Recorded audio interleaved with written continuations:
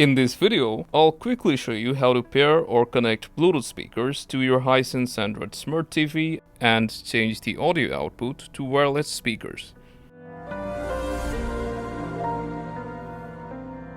To connect a Bluetooth speaker to your Hisense Smart TV, you'll need to go to Settings. We will go all the way to the top, then go right to the Settings cogwheel, press OK, then scroll all the way down to Remotes and Accessories, open it, and click Add Accessory.